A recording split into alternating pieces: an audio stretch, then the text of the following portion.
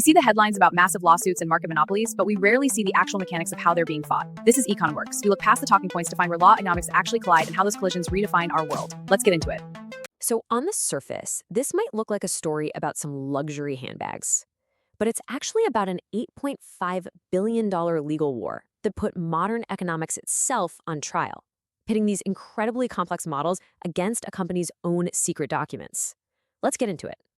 The number at the very heart of this case is just massive.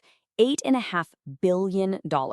We're not talking about just another business deal. This was a move that would have totally reshaped the entire global fashion landscape. So back in April 2024, the U.S. Federal Trade Commission, that's the FTC, slammed the brakes on the whole deal. They challenged this merger between two huge players in what's called the accessible luxury market.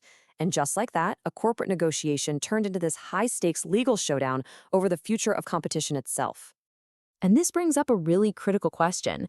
I mean, the fashion world is absolutely packed with hundreds, if not thousands, of competing brands. So why on earth did regulators think that this specific merger between just two companies was so dangerous for you, the consumer? Well, the answer lies in the first major battleground of the case, figuring out what the market even was. Were these companies just swimming in a giant ocean of competitors, or were they actually two very big fish in a much, much smaller pond? The whole thing, all $8.5 billion of it, really hinged on this one idea. Is accessible luxury a real, definable market that one company could actually dominate, or is it just a slick marketing buzzword with no real meaning? And the two sides had completely opposite views on this. The FTC, they argued for what you could call a Goldilocks market. This sweet spot for brands that weren't cheap, mass market stuff, but weren't crazy expensive ultra luxury either. The defense, on the other hand, argued that this whole category was made up. They claimed they competed against absolutely everyone, from department store brands all the way up to the most exclusive designers in the world.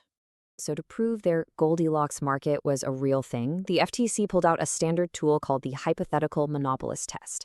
It's basically a thought experiment. Imagine one single company owned every brand in that accessible luxury category. Could it raise prices by, say, 5 to 10% and still make a profit without losing too many customers? If the answer is yes, then legally speaking, you've got yourself a distinct market. And this test really cuts to the core of it. It's not about marketing labels, it's all about predicting real-world consumer behavior. If prices go up, where do shoppers go? Do they switch to another brand in the same category? Or do they jump to a cheaper mass market option? Or maybe even splurge on something ultra-luxury? The answer to that question was going to decide the fate of this entire merger. Now, the defense fought back with its own super sophisticated economic models. But their entire argument was built on a foundation that had this one single gigantic flaw, something called selection bias. So here's what happened. The defense's model only looked at sales from their own stores and their own websites. They conveniently left out all the sales from department stores. And why does that matter? Well, there's a lot less discounting in department stores. So by leaving them out, it skewed the data, making the company's average prices look way lower than they actually were. This wasn't just some small mistake. It was a fundamental bias that made their whole model completely fall apart. All right, so with the FTC basically winning the battle over market definition, the case moved on to the next critical question. If this merger actually happened, what would that really mean for the prices we all pay? The FTC's main argument was all about what economists call unilateral effects. Now, in simple terms, that just means once a company buys out its closest competitor, it doesn't have to worry anymore about losing customers to that rival. And that gives the new, bigger company the power to raise prices all by itself without having to coordinate with anyone. Think about it like this. Before the merger, if brand A jacks up its prices, you might just switch over to its main rival, brand B. But after the merger, one company owns both of them. So now, if brand A gets too pricey and you switch to brand B, the parent company doesn't care one bit. They still get your money. And just like that, the incentive to compete on price just vanishes. Of course, the defense pushed back hard with their luxury ocean theory. They argued that even if the two brands were close competitors, hey, there were over 150 other brands out there for people to choose from. If the new company raised prices, they said, customers would just flock to other options, and that would keep prices in check. So this left the court with these two dueling economic theories, right? Both backed up by all this sophisticated modeling. So which one was right? Well, as it turned out, the answer wasn't in any of the models. So, what was it? What was the piece of evidence that just cut through all the economic jargon and the complex simulations? What was the knockout punch that finally settled this billion-dollar debate? The most powerful evidence, it turns out, came from inside the companies themselves. The court found the truth not in what all the expert economists were arguing about, but in how the company's own executives talked, planned, and did business every single day. And they found these three damning patterns in the internal documents. First, that term, accessible luxury, the one their lawyers were arguing was totally meaningless, it was used constantly by executives to define their own market. Second, internal emails showed executives were obsessed with their competitors' prices, tracking them with, and this is a quote, laser-like focus. And finally, the company's own internal data directly contradicted what their own experts were saying in court. And here's the most stunning example.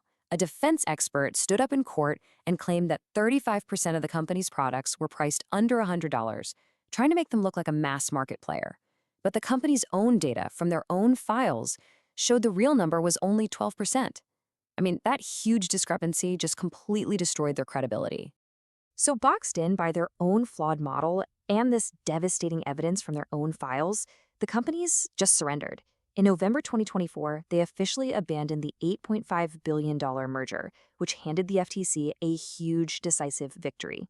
So what are the bigger lessons here? I mean, this case gives us a fascinating peek into modern antitrust enforcement, and it really highlights three key lessons about how these battles are actually won and lost. The key takeaways are pretty clear. First, markets get defined by what you and I actually do as consumers, not by some marketing slogans. Second, the really crucial question in any merger is whether it fundamentally changes a company's incentive to keep its prices low. And third, a company's own internal documents, their emails, their strategy memos, can be way more powerful than any complex economic model built just for a courtroom. And this whole case leaves us with a really critical question for the future. As these economic models get more and more complex, how are courts supposed to decide between two dueling experts? This time, the internal documents gave them the answer, but you can bet this fundamental challenge is going to continue to shape the future of antitrust law. Thanks for watching. For the deep dive economic analysis behind these stories, join us at econworks.com. Subscribe to stay informed on where law and economics meet the market. We'll see you in the next episode.